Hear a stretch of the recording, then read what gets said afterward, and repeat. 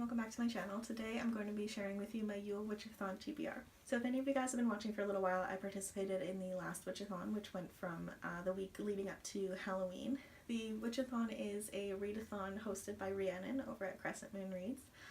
She does one every season to correspond with different holidays or celebrations or important dates to do with witchcraft.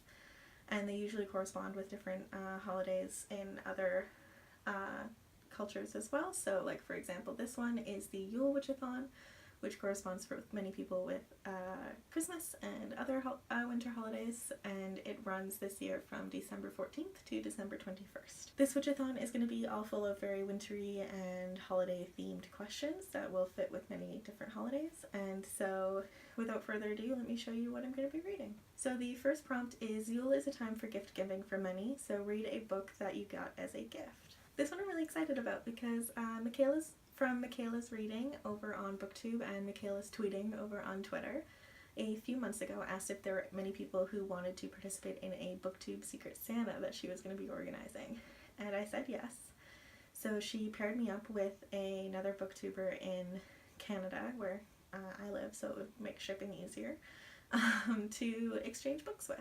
It was really exciting and it was really fun when I finally received my book, and picking out a book for somebody else to read. It was really a great experience and it was so much fun. I hope she does it again next year.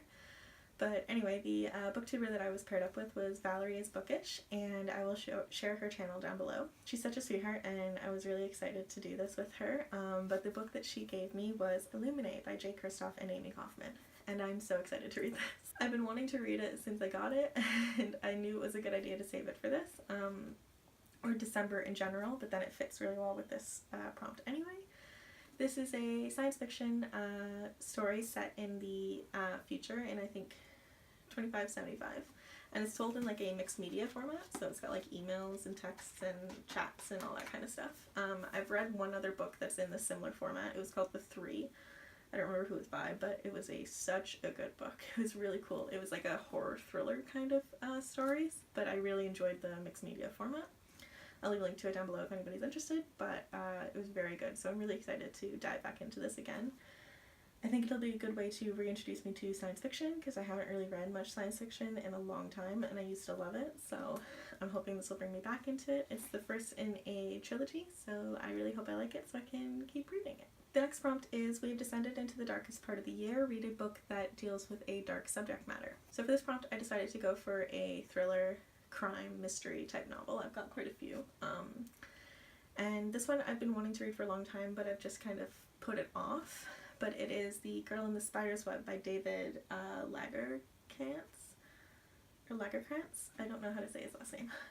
This is a continuation of the Girl in the Spider's Web trilogy by Stieg Larsson. Stieg Larsson passed away a few years ago, and David has picked up the mantle of the Lisbeth Salander novels and decided to continue it on. I'm really excited to read this. I've been kind of apprehensive to read it because I love the original trilogy so much, and I've never read a story that was continued on by somebody else, so I'm really interested to see how it's going to go. I really hope I like it, but I'm very excited to get into this.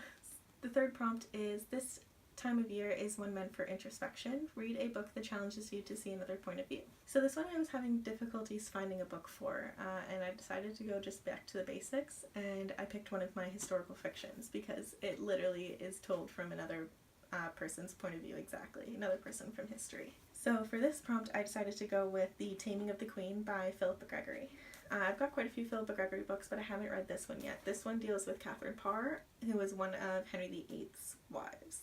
I'm really excited to read this. I've read quite a few of Philippa Gregory's books before and I really like them. They're very like expository and a lot of description and not a lot of dialogue, which I enjoy with historical fiction. It really like helps you see into that person's mind and to see how they think. I know it's just a recreation and it's just her guess as to what it would be like, but it was really interesting because I know that she's a historian as well, so like a lot of she takes a lot of liberties, but I know that a lot of what's in here is actually stuff from history, so I've been wanting to read this one for a while, so I think this is a perfect opportunity to pick this one. The fourth prompt is: it may be the darkest part of the year, but that darkness lets us see the light all the more clearly. Read a book that makes you feel optimistic. So for this one I was also kind of struggling because I don't have very many like fluffy contemporaries or quite happy stories to choose from. But I decided to go for one that I've been wanting to read for a long time. It's been on many TBRs already in the last couple months. But it is all about fairy tales and folk tales and stuff that just makes me very warm and fuzzy inside. It's kind of going to be a different story. It's probably not going to be the most happy story, but I'm excited to get into it, and that is The Hazelwood by Melissa Albert. I actually got a really exciting surprise. Next semester for university, it's my last year, I'm taking a class all on folk and fairy tales. And my professor actually put The Hazelwood on our syllabus, and I'm so excited about it. So I really want to get to it and read it before that class starts, and I have to read it for school, so that way I can just dive so much deeper into the book itself. I always find it a lot easier to analyze a book if I've read it already. I don't have to deal with the plot or anything like that. I can just go straight into everything else, and I'm so excited to be able to discuss this in class. It's going to be so much fun. But this tells the story of a girl whose mother is grandmother was a very famous fairy tale author. And when she dies, her and her mother go to the Hazelwood, which was the grandmother's estate, to try and deal with their grandmother's death. And in the process, her mother goes missing. And the only clue is a note left by her mother saying to stay away from the Hazelwood. The girl's name is Alice, and she has to try and work with another one of her grandmother's like obsessive fans to try and find her mother and descend right into her grandmother's world. It's full of fairy tale elements and fairy tale tropes, and I'm so excited about it because that's like my favorite thing ever. Prompt number 5 is our year is ending, so read a book that you've backlisted on your TBR for too long.